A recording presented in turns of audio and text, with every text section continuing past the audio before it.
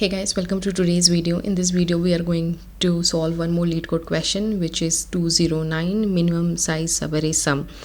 This question is also based out of sliding window techniques, which we are following from the previous two videos, and this comes under medium. So let's understand this question. So here it is saying, given an array of positive integer nums and a positive integer target, return the minimal length of a subarray whose sum is greater than or equal to the target. If there is no such subarray, return 0 instead.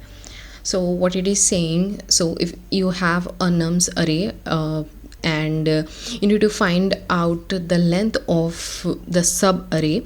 Subarray means a part of the array, and it should be as small as possible, which can have the target sum.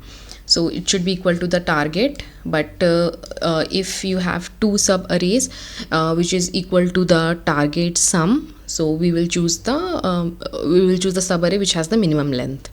Okay, so that's the intention behind it. Now let's understand the example. So here the target is 7 and the nums array is this. So here the output is 2. How?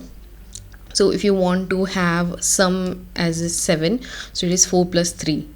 So since 7 is not present over here, so with these two you can create the sum of 7. So the minimum length is 2, right? And if you come here, so how to create the target sum as 4? I think if you take only one digit, this 4, then it will be equal to the target 4, right? So the output is 1.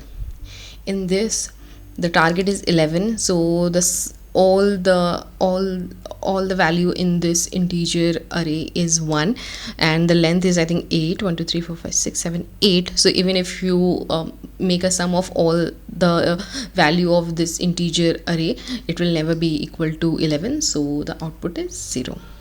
Okay, so let's look into the constraint. So the constraint is the target is always between 1 to 10 to the power 9, so we don't have to do any null checking. Same for the nums length, the array length, and the value of the integer array. Okay, so there is a follow-up. If you have figured out of O of n solution, try coding another solution of which the complexity is n log n. So let's try to solve it at O of n first, and then we can look into it how to solve this in n log n. Okay, so since it's a sliding window problem, so obviously we will create a window. Now we need to think about, first thing is like what will be the size of window, because in previous problems we had a fixed size of the window, right? But here we don't have any fixed size, because we don't know how, by including how many numbers we can create this target sum, right? So that is one change which we can see. Other than that, I think the technique is same. So you can create the sum by adding the elements into the window. Suppose here we want to create the sum as 7. So okay, so we include this 2, now we include 3, so our sum become 5. Now include 1, now our sum becomes 6. Now we include 2 again, so it become 8.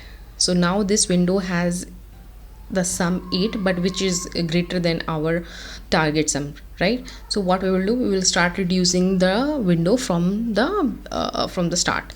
So we will include this.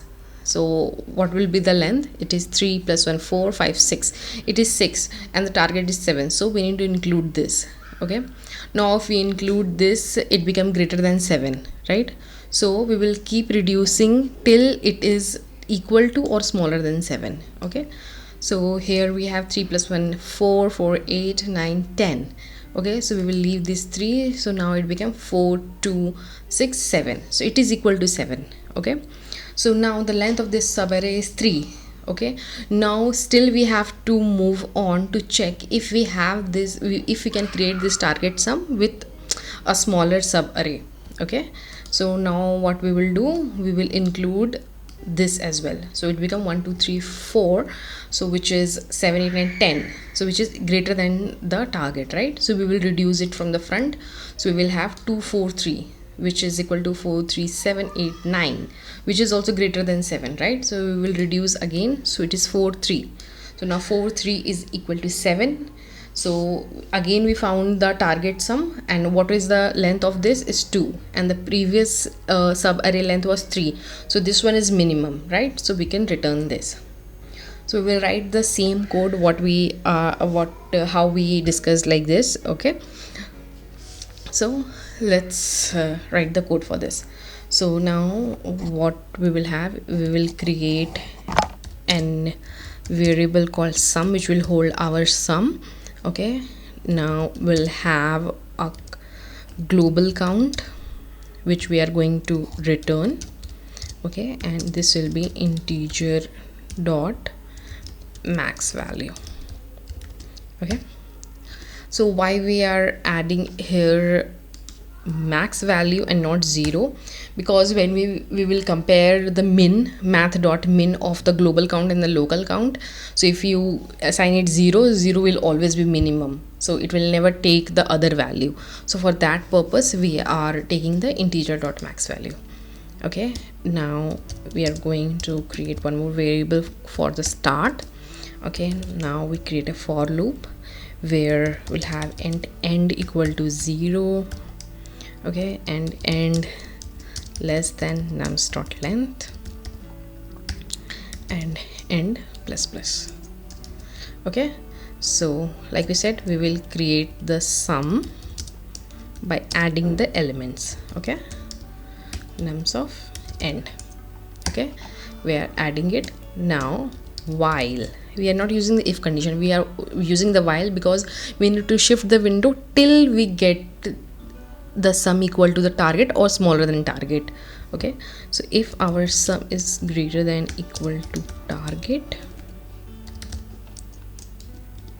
okay, so what we are going to do, so we are going to have a local count. We are going to have local count, which is end minus start plus 1. Okay, and now we will compare which is smaller, our global count or our local count. Okay, so whichever is minimum we will keep that, and since now our sum has become greater than target, so we need to reduce the window as well. So what we can do, sum minus equal to nums of start plus plus. Okay, so after doing this we can return global count. But what if it never enters this? Then our global count should be 0 ideally, right? So if we never encounter this situation, like it will never be equal to this, so it will never be updated, right? So if we will return the normal global count, so it will return the max value. So what we are going to do, we need to have a comparison. So if our global count remains as it is max value, then we can return 0, else global count. Okay, so let's run the test cases. So it got accepted, so let's try to submit it. So it got submitted. Hope you understood this question, and see you in the next. Thank you.